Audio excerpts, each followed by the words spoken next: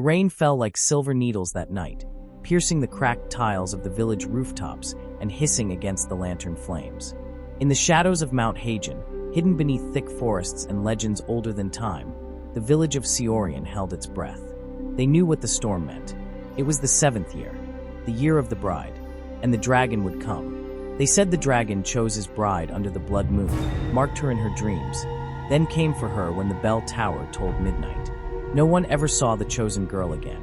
No one ever saw the dragon. Only ash and silence remained. The villagers told stories to keep themselves sane. They said the bride lived in a crystal palace atop the mountain, that the dragon turned into a prince at dawn, that love could break the curse. But no one believed that anymore. Not after 6 girls vanished. And now it was Yenna's turn. Yenna wasn't special. At least, not in the way stories wanted their heroines to be. She didn't have magic. She wasn't the prettiest girl in Seorian. She worked at her family's herbal shop, grinding roots and binding wounds. But she was clever, and she never cried in front of others. Her mother had died years ago, and her father, an ex-soldier turned quiet drunk, barely noticed her most days. That night, as the villagers gathered in the temple for protection prayers, Yenna stayed behind to close the shop. She thought she'd be safe. After all, why would a dragon pick someone like her? But the dreams had already started. She hadn't told anyone. Not about the mirror that appeared in her sleep, framed in black obsidian. Not about the eyes in the reflection, gold, slitted like fire, watching her. Not about the voice, deep and echoing, whispering her name. Yenna. She told herself it was just fear. Just rumors, until the bell tower tolled. When she woke, she wasn't in her room. She lay on a stone altar surrounded by glowing runes. The air smelled like scorched earth and lavender.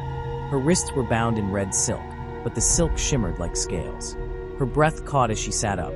She was inside a vast cavern, the walls glowing faintly with crystals embedded in ancient stone. And in front of her stood a man. No, something more. He was tall, draped in a black cloak lined with crimson embroidery. His long hair fell like molten silver past his shoulders, and his skin had a faint shimmer, like it wasn't quite human. But it was his eyes, those gold dragon eyes, that told her the truth. "You're awake," he said, voice like thunder wrapped in silk. She recoiled. "You're the dragon prince." Yes. His voice held no pride, only weariness. Yenna's pulse thundered in her ears. "Why me?" He tilted his head. "You dreamed of the mirror. Only those marked by the curse can see it. You are the 7th. I never wanted this. None of them did." That silenced her. She looked around. Where are they? The others? A pause. Gone. The prince led her through tunnels carved by fire and time. She expected bones, chains, horror. But instead, the mountain was alive. Pools of glowing water pulsed with magic. Giant butterflies with ember wings flitted through the air. Even the silence felt sacred, not cruel. And yet, sorrow clung to the walls like soot. At the heart of the mountain sat the throne room, an empty cathedral of obsidian, with a throne that looked untouched by time. A mural above showed a dragon impaled by a sword, bleeding starlight, surrounded by weeping maidens. She stared. "Is that you?" "Yes. The curse began there," he explained. Long ago, he had ruled the skies, the last true dragon of his kind. But he broke an ancient law. He fell in love with a mortal queen. When she died, he tried to resurrect her, defying the gods. As punishment, he was bound to mortal form, cursed to marry one bride every 7 years, only to lose her to the curse. "No bride has ever lived past the 7th night," he said. "They vanish into flame. Into me." Yenna swallowed. "Then why do you keep doing it?" He looked away. "Because one of them might be the key." "To what?" "To breaking the curse. Or ending me." That night, she couldn't sleep. Instead, she wandered the halls, touching the walls, breathing in the strange warmth of the mountain. She found a library carved into stone, filled with scrolls and languages she couldn't read. A mirror stood in the center, the same one from her dreams. When she touched it, her reflection didn't move. It stared at her, lips unmoving, eyes wide with warning. And behind her in the glass, golden eyes. She turned, heart thudding. No one was there.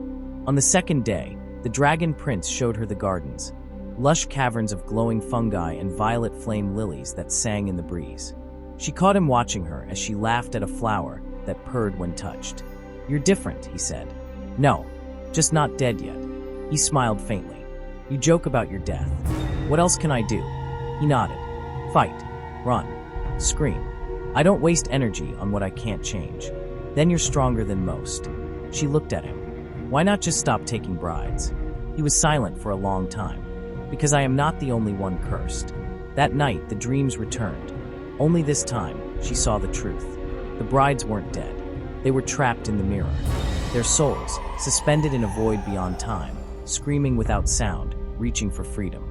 And in the center of the mirror stood a woman in white robes, her eyes blindfolded, her hands bound. The queen, the one the dragon prince had tried to save. She spoke to Yenna. He lied. Yenna awoke gasping, covered in sweat. The dragon prince stood at her door. You saw her, didn't you? She nodded. You must not trust the mirror. It lies. Or you do, she said, backing away. His eyes flared gold.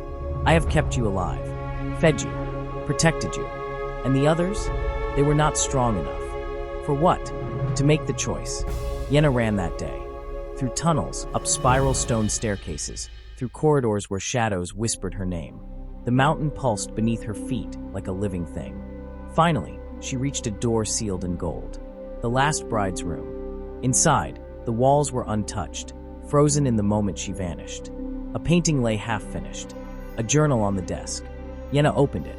He is not what he seems. The mirror speaks the truth. I think I know how to end it, but the last page was torn out. When she returned to her chambers, the dragon prince stood waiting. You've seen too much, he said. Then kill me. He looked pained. I don't want to, but the mountain will decide. Tonight is the 7th night. The curse. He nodded. Then let me choose, she said. Let me decide how this ends. A pause. Then he handed her something. A blade made of obsidian and light.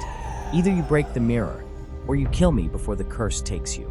The 7th night began. The blood moon rose over Mount Hagen.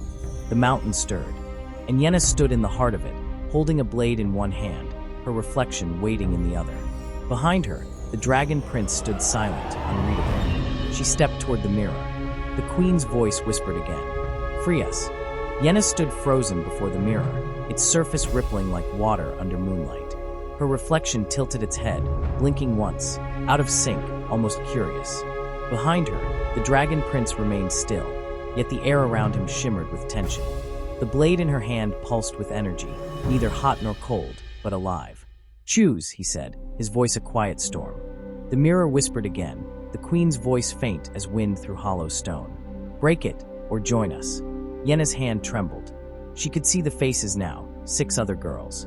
All brides, their eyes wide with sorrow, pressed just behind the veil of glass. Souls caught in stasis. Trapped. What happens if I break it? She asked without turning. If it's a lie, the prince replied, you'll release a darkness far worse than me. One that the gods sealed inside that mirror long ago. And if it's not? He didn't answer. That silence said enough. She lowered the blade. The prince moved closer, almost relieved, until she spun, slashing the air between them. Back off, she said. You're not the one making choices tonight. His golden eyes flared, but he stepped back. Yenna looked again into the mirror. Why us? Why brides? The queen's voice returned, stronger now. Because the curse is bound by love, but sealed by sacrifice. Each bride brings the prince closer to release. But each time, he fails to choose. What does that mean? He fears losing himself. But only love freely given can break the chain. Not forced, not chosen by magic. The mirror shimmered, and suddenly the cavern changed. Gone was the throne room. Yenna found herself in a memory not her own. A sunlit palace, its walls carved from white jade. The prince, younger, stood before a woman crowned in silver. Her eyes were soft. Mortal. The queen. They danced under golden leaves. Laughed. Whispered secrets. And then death. The queen struck down by a jealous noble. The dragon's grief unchained the skies. He raised cities. Defied the gods. And when he tried to bring her back using forbidden magic, they cursed him. To live forever, and to marry again and again, but never love again. Each bride would remind him of the one he lost. And each time he failed to let go, the curse would reset. The vision faded. Yenna dropped to her knees, breath shaking. The prince stood over her. I didn't ask for this, he said, softer now. But I cannot undo it without you. So what am I? She asked bitterly. Another test? Another girl to see if you've healed? He shook his head. You're the first to question everything. That makes you different. She stood. If I try to break the mirror, will you stop me? He hesitated. If you succeed, I die. And if I don't, you do. The seventh night was nearly over. Yenna lit a torch and returned to the library. Scrolls of ancient origin lined the shelves.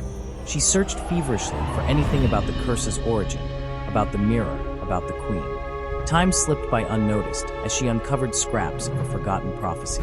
The fireborn soul shall be freed when flame meets flame in willing grief. The seventh will rise not as bride, but as breaker. Her love will wound, not heal. Her blade will decide what even the gods could not. Yenna read the lines over and over. It wasn't about saving him. It was about ending the loop.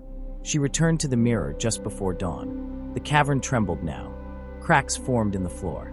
The mountain was awakening. The prince stood there, waiting. His form flickered, scales visible beneath skin, wings threatening to emerge. His voice was strained. I can feel it coming. The change. If I lose control, I can't protect you. You never could. He flinched. Yenna stepped closer.